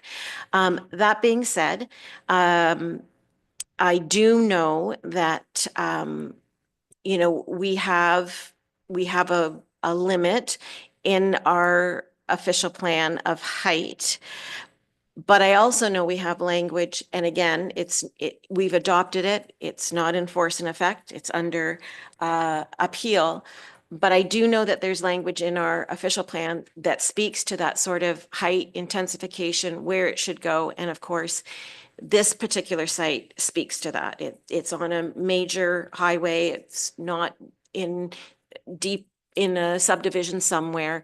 And so it speaks to the language that is in our amended under appeal OP. So I think that this site makes sense for it. And the interesting thing to me in looking at the building and the shape of it and the L shape, it makes sense, to pull it as close to Richmond as you possibly can. And just wondered if you've already got in the back part, a lower to 4 stories. And I just wondered if you just kept that all the way like for the back as opposed and kept your 5 stories at the top at Richmond and how that would, work with the neighbors and the sightlines that they might be seeing. Through you, Madam Chair, it's something that we can definitely explore. If that's the desire of council for us to look into that, we can take a look and see how it impacts the site. Also, I mean, I think as you have noted very well, there are many constraints on this site. You know, we originally had the building a little bit wider along Richmond Street, so kind of just more of the length along Richmond Street, which didn't need us to go so far back. But because of the fact that we have this servicing easement that we can't actually use as our access as well, it kind of creates a larger opening kind of between our building and the property line, which limits our ability to kind of put units in that location that may be more appropriate for units further away. So we will take a look at it and see if that's something that we can accommodate and make work, and we'll definitely bring it back. Thank you. I appreciate that. I guess as far as timelines, we don't really have a timeline on how fast the project is going to move. And I just wondered, Jeff, just do we know when that urbanization next meeting is? I think. Yeah, Madam Mayor, we haven't set an exact date, but we've already started talking with the MTO about setting one sooner than later. And I know that there's been a lot of focus on that, but I do think just the nature of that building and where it is that, you know, Richmond Highway 4 plays a big part in the development of this site. And I think we have to look at our end at moving those conversations, you know, sooner than later, that's for sure. Okay, if there aren't, are there any other comments or questions? Did you have one follow-up? Okay, I'll get you. I know you've got a you've got a big voice, but we want you to make sure that it's caught. Okay, okay, thank you. And okay, that is a good question. And where we are with that. Yeah, and through the mayor. So each year we update the sewer capacity at the plant, as well as we keep an eye on our capacity in the mains as well. And we did an update in January, and we still have about 100 units that we can easily use in the community. So at this point, again, this is an infill project. It falls well below the 100 units that would be needed, or the 100 units that we have. So yes, so there is capacity. All right.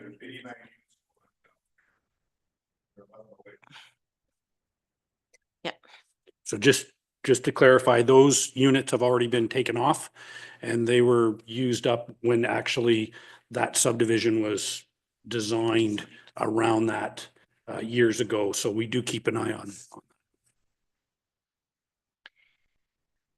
From a public participation standpoint, I know that if I'm going to be honest, I thought there'd be actually more people, more people here, because I know I attended the public meeting that you hosted, and there certainly were more residents there, and I know everybody's busy. Okay. Anyways, okay.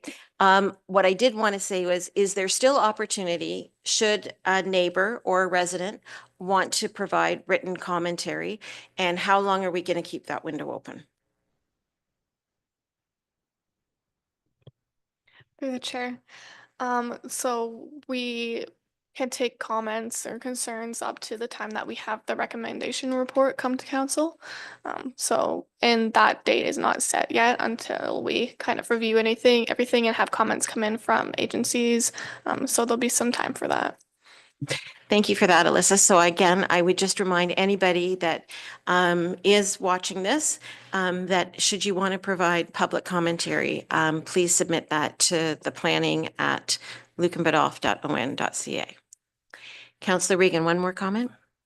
Man, I'm very sorry. I just said, you mentioned that there was some specific feedback with respect to this. Is that been shared with us? Or can it be shared with us? Through the chair, so the feedback that we collected through our applicant-led community information meeting is on our project website. We can certainly email it and share it with you directly. Please. It is a what we heard report, so it kind of closes the loop closes the feedback loop with the individuals who provided comment during our process. If you would be willing to do that, thank you. It is, sorry, and yes, and there's also a summary of that within the planning and design report that was submitted as part of the application. All right, okay. Thank you very much. Thank you, Madam Mayor. Okay, thank you. All right, if there are no further comments or clarifications, then I would ask for a mover. What's that? Oh, Amir? Now he's on, so maybe he did want to say something. Okay.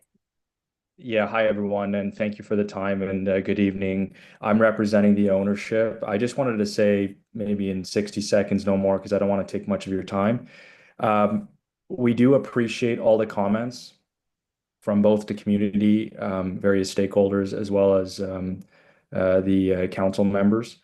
So we will take into consideration any and all comments as much as we possibly can. There are certain items that are probably best suited at the site plan stage of this application, which comes after the zoning, and we will try to incorporate as much as we can.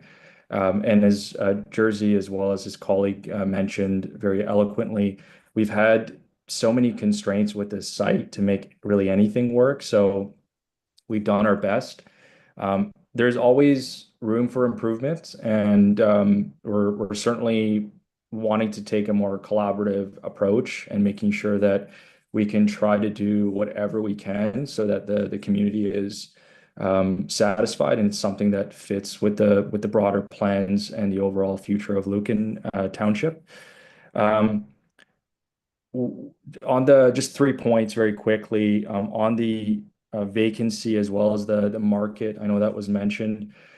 We did commission Urban Metrics. They do work with municipalities. We will also get an updated report after the zoning stage to ensure that everything we're doing is aligned with market trends. I don't think the existing zoning in Jersey, can correct me, that would be, let's say, being proposed and then come into effect would really hinder that. If anything, if there's a concern with vacancy, there would be a reduction in units, not an increase in units. So that's something that I wanted to mention.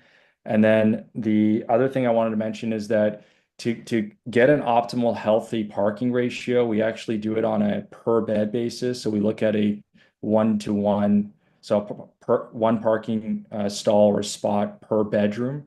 And if you include the residential parking on this site that's being proposed with the visitor parking, we're actually at the 1-to-1 ratio. That's a market ratio that's applied typically for healthy, optimal parking. That's really it. I do appreciate the time, and I do really appreciate all the comments from the community.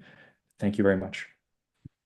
Okay, thank you for that, for chiming in.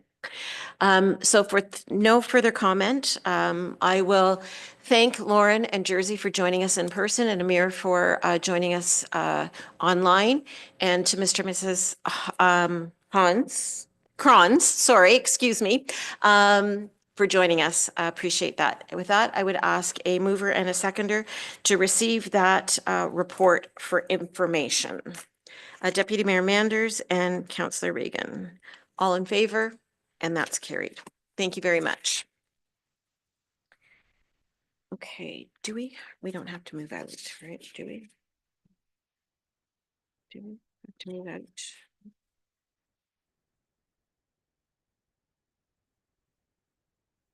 Okay, and if I could get a motion for at 7:39 to move out of a public meeting and reconvene our council meeting.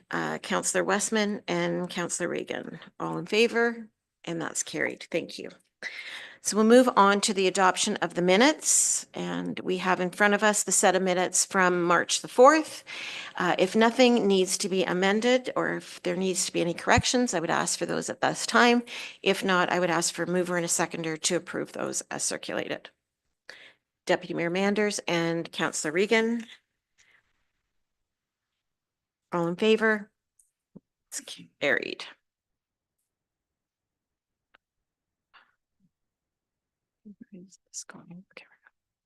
Okay, business arising from the minutes.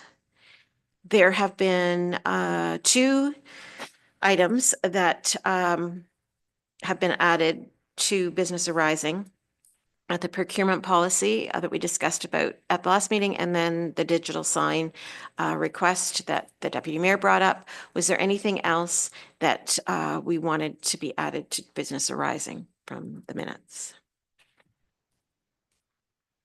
Okay, seeing none, then we'll move on to correspondence.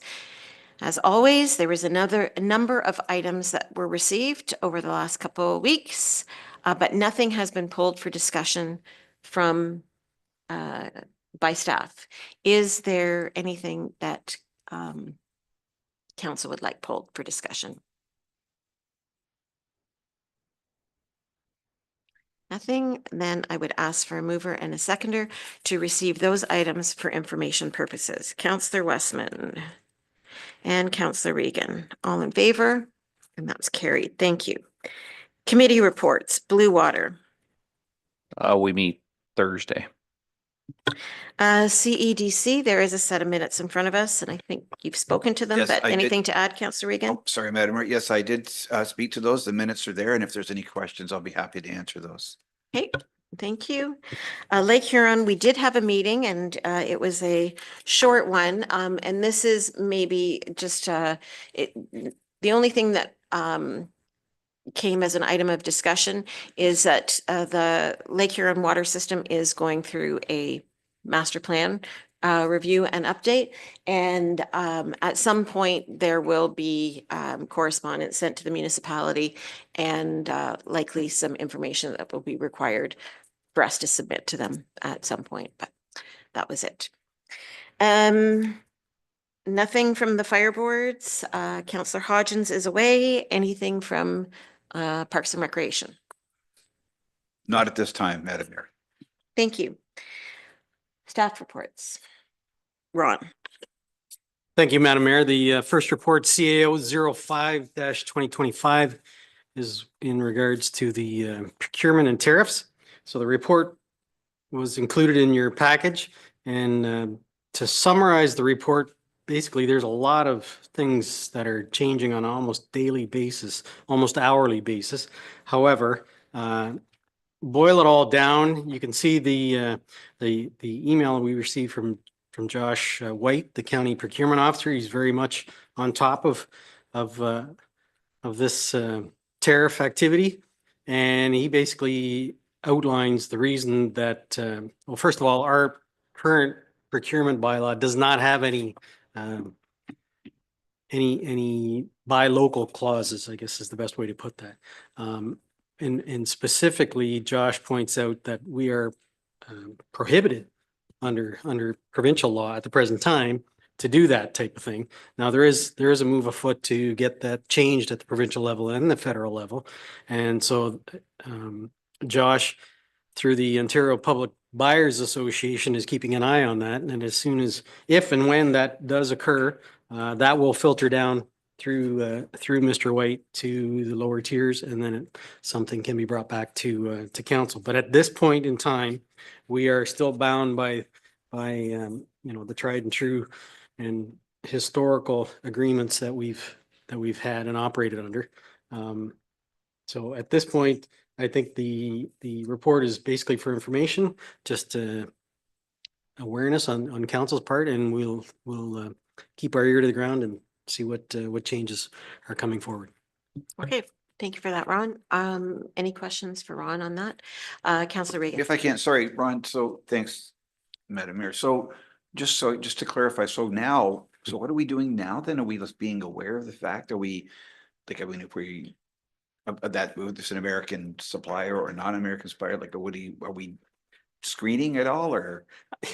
Well, through the mayor to Councillor Regan, I think to a certain degree, I'd like to think that we were always on alert to try and buy local if we can. We've always been that way. I think it's more top of mind at the present time. But there's certain items where we're kind of handcuffed. If there's a lot of things that come out of the States, for example, I'll use, for example, the fire trucks. Virtually every fire truck is going to come out of the States. They might get finished in Canada, but it's going to severely impact the cost of fire vehicles, and a lot of the fire equipment all come out of the States. There's not a local option, if you will. So, we can beat the drums and everything else, but at the end of the day, if you can only get it from certain locations, you're kind of bound by that. All right. Okay. Thank you. Thanks. Any other comments, questions on that? Oh, Jeff, yep. Madam Mayor, if I could, I know this doesn't exactly line up with Ron's report, but one of the things that I've come across is that the tariffs that are being applied are also being applied worldwide right now with China. So even though we may not get tariffs from the United States, there's tariffs that the United States are applying on China inbound product, which then gets passed on to the Canadian buyer of the American product. So we're already starting to see some of the costs creep up on the tariffs that have been introduced on China. So if the tariffs do continue worldwide, this is going to get very interesting in how it all plays out when we bring stuff back and forth across different borders. Appreciate those comments. There's no other discussion on that. Then I would ask for mover and a seconder to receive that item for information, please. Councillor Westman and Deputy Mayor Manders, all in favor? Carried. Thank you. And your second report. Thank you, Madam Mayor. The second report is in regards to ridership numbers for the Middlesex County Connect transit system. I believe I wasn't at the last meeting, but you did receive a delegation from Sheeran Shores Transit. And so the request at that meeting was that staff bring forward a report outlining the ridership numbers for the Middlesex County Connect. And as you can see in my report, Middlesex County Connect is obviously much more used by our residents than the Huron Shores numbers. I understand they were fairly low.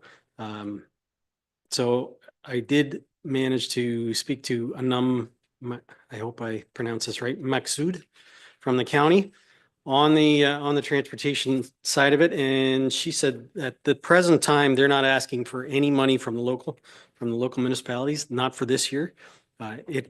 There will be a request coming likely next year, but that's dependent on a number of issues. They are applying for funding through what they call OTIF, Ontario Transportation Infrastructure Fund. I think that's the name of it, and so they will be pushing hard for provincial funding to be able to continue that and not put the burden or transfer the burden onto the local taxpayers.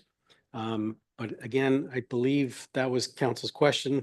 What was the number of riders using the Middlesex County Connects from Lucan Biddulph?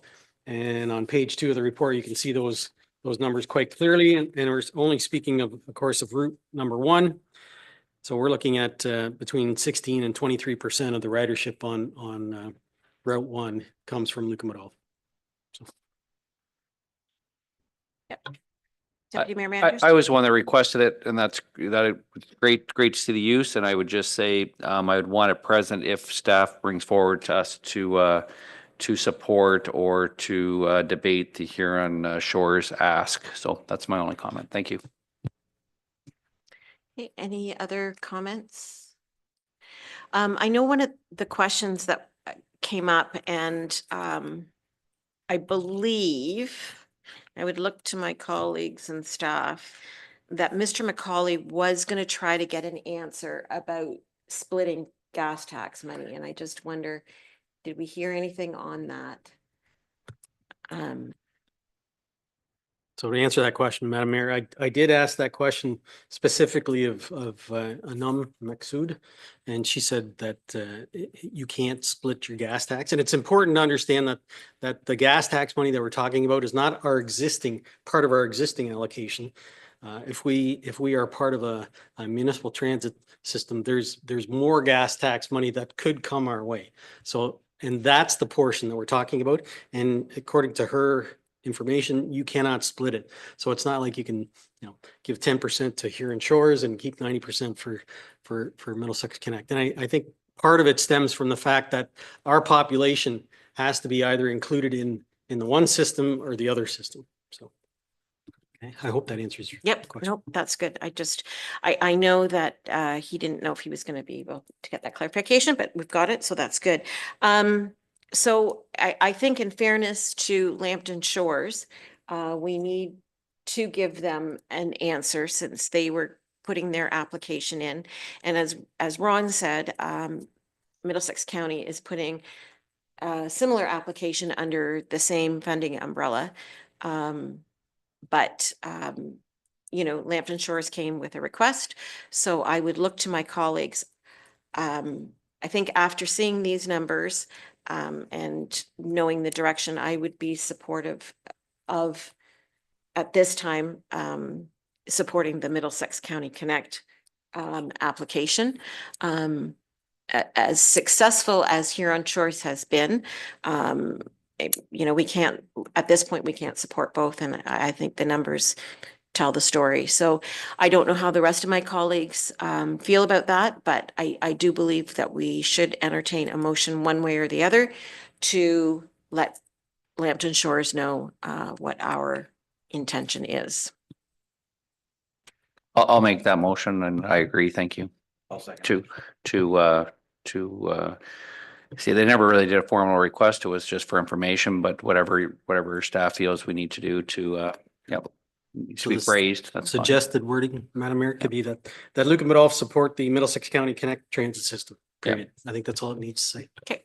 Well, Okay. But now it's not like I'm not in favor at any dollar of our taxpayer.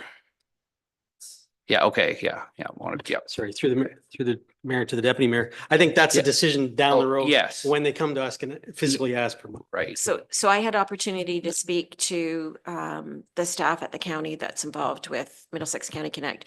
And for 2025, there's not going to be a funding request. That should they be successful with OTIF funding, they can run the system for the rest of the year. There may be a request for funding for 2026. But it's not going to be, they're not going to come to us and ask for money for this year. No, and again. That would form a budget discussion. Yeah, and I just want to, when you said that, I didn't want you to come back and say what you said, so I just want to be clear on that it's not at any limited funds. I'd want to debate that one over this one on whatever the ask is, but I am supportive of us having, supporting a transit system in Lucan, depending on the feasibility and the cost. Yeah, thank you. And I don't know, I mean, Lambton Shores was here and asked us for our gas tax money, not for the transit gas tax funding. So should the motion reflect that? So, yeah. I'll make that motion. Okay, so how's that? Council direct staff to advise the municipality of Lambton Shores that Lucan Biddulph is not in a position to provide funding support towards the Huron Shores area transit system. I'll make that motion. Yeah. Second. Okay. Okay, so moved by Deputy Mayor, seconded by Councillor Regan. Any further discussion on that? All in favor? And that's carried. Thank you. Did you have anything verbal, Ron?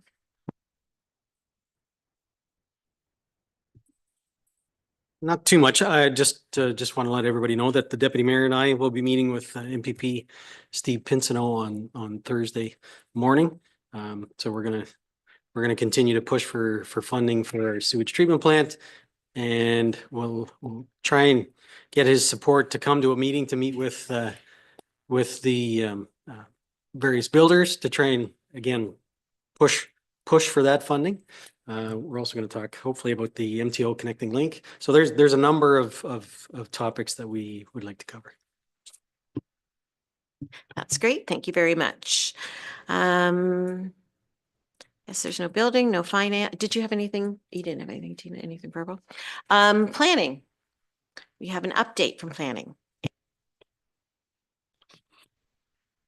Yes, through the chair to members of council. So thanks for having us here tonight. And I'm sure everyone has read through the report multiple times, seen how amazing it was. So the first thing I would just note in terms of the application numbers, we did see And interestingly, a large increase in application volume in the year of 2024. Those applications did range from draft plans of subdivision and official plan amendments to lot creation through severances, zoning bylaw amendments, minor variances, as well as 4 site plan applications, 2 of which we are still in the process of reviewing and waiting for resubmissions from the applicants. So as I did mention, we did have 1 new draft plan of subdivision application. That was for Pemic Lucan Land Corp. That was draft plan approved in 2024. Staff, as well as the Solid Hill Conservation Authority, are working with them at this time on the detailed design, on the engineering. You know, when we reviewed that application, there was concerns about development within flood hazard areas. So that's kind of one of the chief things that we're still working at on through with that application with the ABCA to ensure that we are protecting the township's liability as well as future residents' liability in that area. So more broadly, I would also note that the county did work with our local economic development groups to develop a county tourism toolkit. This did focus on action items to support and also identify economic growth opportunities within the county, more specifically within our local municipalities. And we did provide support where individuals were interested in applying to the second round of the Housing Accelerator Fund, known as HAF2, which happy to say Lucan was a successful recipient of funding. So with that, we, through our policy group, are still continuing to work with township staff now, as well as our other municipalities at implementing the requirements of the HAF2 funding program to make sure that we are successful in receiving all of that funding grant. So I would note that to council that the county planning has also been active in reviewing the proposed implemented provincial policy changes. So in response, we have launched an official plan amendment process for the county's official plan, which will inherently lead to a future local official plan amendment to ensure that all of our policies now align with the new provincial planning statement 2024. And with that said, I know what you're going to ask me next. Where are we at with OPA 10? So we are still obviously working towards resolution on that. That is an active appeal file. And because it is an active appeal file, that's essentially all I can say. And then finally, I would note that the township has been active in working towards the implementation of the digital planning application management system known as Cloud Permit. So this past year, all the application types that are currently supported in Cloud Permit for the township have been managed through that online portal system. And I would just note county as well as township staff are continuing to work with the developers of Cloud Permit to make sure that we have the best user-friendly process available to our local constituents. So we're still working on it. We do understand there has been frustrations, but we're getting through it. So we're looking forward to 2025 and the year ahead. We will certainly still continue to work on those more detailed design reviews of our draft plan approved subdivisions. So at this particular time, we do have essentially 2 most active, that being the Pemic Lucan Land Corp as well as the Timber Ridge development. So we have phase 1 of that development that we're working on. We do, looking at application volume numbers, we are kind of anticipating the levels to decrease to more historical levels. However, only the economy will tell us where we're going. So we're here to support, and certainly I'm available to answer any questions that council may have. Thanks. Okay, thanks for that, Dan. Busy department. Questions or comments for Dan on his annual report? Just anything, Deputy Mayor? I guess you had mentioned Timber Ridge and moving forward. Maybe Jeff can comment, and we'd maybe have to relook at the tape one day. I don't know, but I thought there was the council had talked about expectations of moving along with servicing of that. I thought in the fall, and then if not, I thought early spring, as they were concerned about us approving future developments and capacity getting more constrained and wanted to secure the 177 units, I believe.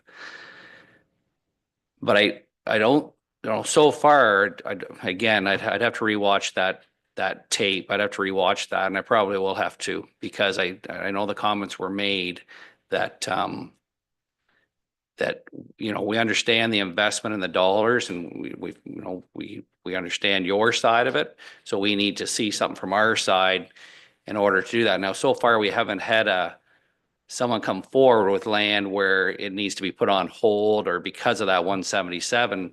But I believe it was, going to paraphrase that, certainly they certainly, I don't believe, have met their obligation to council of that meeting of to start the process. So kind of want to make that comment. I don't know if when you guys are talking to them or what, or where they sit, because certainly I think we'd be all in the position that they could rewatch that they would be reduced from the 177 if someone came forward with an active property.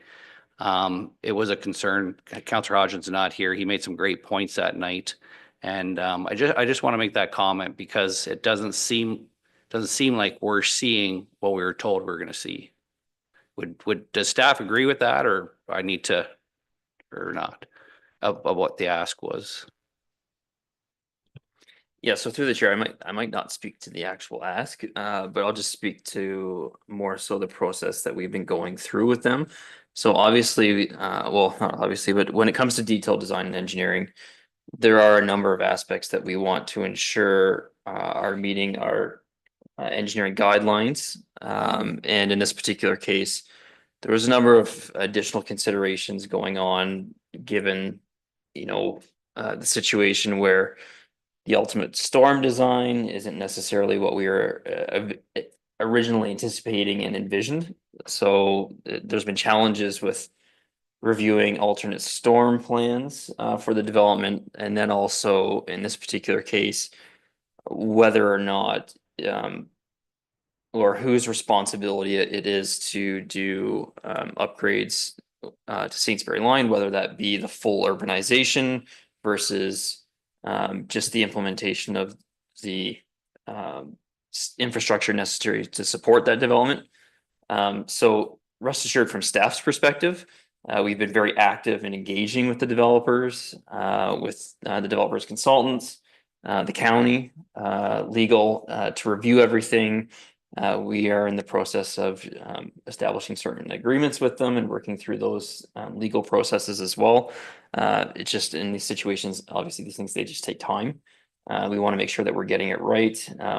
We've issued comments back, and I think at this particular point, we're just waiting for a response. So rest assured to council, we certainly are working through that. But at this time, I guess the counter argument is we don't really have anything else that's. I'm satisfied with that. I was just wanted to, see where that's at, just because, again, very supportive of the development. Obviously, our biggest thing is the constraints, and everyone's very supportive of it. Just concerning when not seeing maybe the physical activity compared to the back end activity, and having having that conversation. So anyways, no, that's good to hear. I'm satisfied with your answer. No, thank you. Any other comments for Dan on his report? Okay, thank you very much for that report, Dan. Appreciate it. As I say, it's a busy department. With that, I'd ask for a mover and a seconder to receive that for information, please. Councillor Regan and Councillor Westman, all in favor, and that's carried. Public Works, Jeff. Thank you, Madam Mayor. I have three reports. They're based around tenders that we released to bring to council, as well as one verbal one at the end I'll bring to council as well. So the first one I have is on the Nagle municipal drain results that we issued. The results came in, everything lined up with the low bidder, AG Hayter. It is under the estimated cost that we were looking at, what we presented to the property owners. So everything aligns to recommend to council to approve AG Hayter as the contractor for the Nagle drain. Okay, thank you. I don't know if there's any questions on this. Pretty straightforward. Motion in front of us is to receive the report and authorize staff to accept the tender from AG Hayter Contracting Limited in the amount of $99,264.25, excluding HST, for the Nagle Municipal Drain. Mover and a seconder, Councillor Westman and Councillor Regan. All in favor? That's carried. Thank you. The second report, Madam Mayor, is on the excuse me, the tender that was put out for the servicing of the Nicoline Ave infill lot. We did get results back. They are in the tender. I would say that they're a little higher than what we originally were thinking. And one of the items that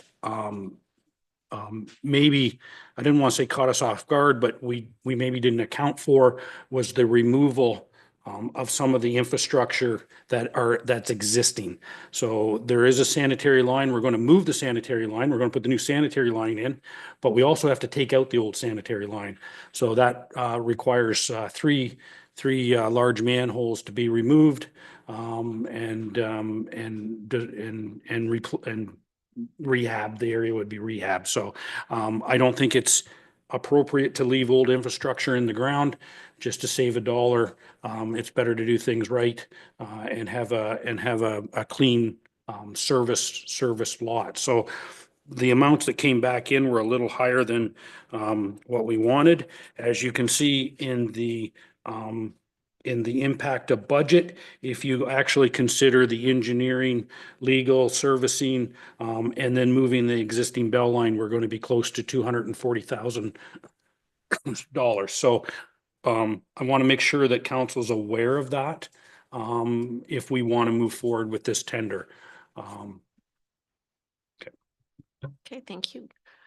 Questions or comments on this one? Councillor Regan. Thank you, Madam Mayor. So I guess it was no secret that everybody knows I wasn't really crazy about moving forward with this anyway, but I'm just wondering if whether or not it would be an idea to perhaps, before we go ahead and move any of the infrastructure and move that line, whether or not we maybe put it out for bid and see whether or not, like we had some success with that with the industrial property. So I thought that we would try that once again. I guess my reason too is that when I looked at some of the drawings, we look at the lot itself, and we start moving things around and there's easements and that sort of thing. It kind of limits that footprint, that the type of house you could build on that. I mean, I know it's still a sizable sort of lot. And I know originally the discussion, it was a little more lucrative, I think, to make some money for the residents. It is their property, right? So I thought maybe it might be the idea in this case, since those numbers have come in a bit higher than we expected, that perhaps we just put that out as to see what we can get. Sort of the same sort of process we used with the industrial property. That's just my thoughts. Okay, thank you for that, Councillor Regan. Just along that questioning, Jeff, how long then would these bids be good for? Oh, that's a good question, Madam Mayor. I have to go back and look. It is set out in the tender that the price is good for 60 days, but I could bring that back to council as information. I actually, Councillor Regan, I had the same sort of thought, because certainly we did look at it as a way to bring in some money for the municipality. So I would look to staff as to how maybe we could facilitate that in a timely manner. I don't know whether the rest of council has any interest in that. So back to you, Madam Mayor. What we would suggest is that we basically hold off on awarding this for the time being. And if Jeff's correct, 60 days, then we get moving fairly quick to get, notices out there we already have a list of people that have already formally notified us that they'd be interested if and when that lot ever goes up for sale. But obviously, there's still a process to advertise because we don't know who else would be interested in it. But I do think if council passes a motion authorizing staff to proceed with advertising for sealed bids for that property, you said it, allow staff to set that date and time, make sure we've got all our i's dotted and t's crossed, advertise it well, and then, we can bring the report back to council. And I do agree, then council will actually know how much we're looking at and whether it's worthwhile to do or not. Deputy Mayor? Yeah, and I would, and maybe it's 3 years now. I would like us to have put restrictions on it too, as far as, because obviously, not someone sitting on it as investing, that they must build within 3 years, and obviously we're hoping for that, and their neighbors, single family housing there in that case. But I agree with that. Again, we're obviously going to benefit from the DC charges, development charges. We're going to benefit from taxes every year, but I think we need to see how much further it goes in our all cost in, and then we can debate at that time. So no, I like that idea, similar to the industrial park. Yep. Okay, so then I would look for a motion, I guess, to that effect.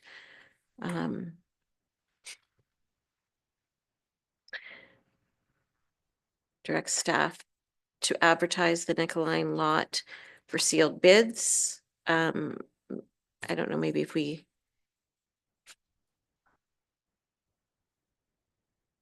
Well, I think we can look, I think maybe we can leave those time parameters up to staff once we find out, once Jeff confirms what his timeline is. And then I guess we would need a second motion to defer the acceptance of the tenders, right? Well, you just wouldn't pass that motion. Okay, so we don't have to do that at all. Okay. All right. Okay. So just a simple one, council directs staff to advertise the Nicoline Avenue lot for sale for using sealed bids. I'll make the motion. Councillor Regan and Deputy Mayor Manders.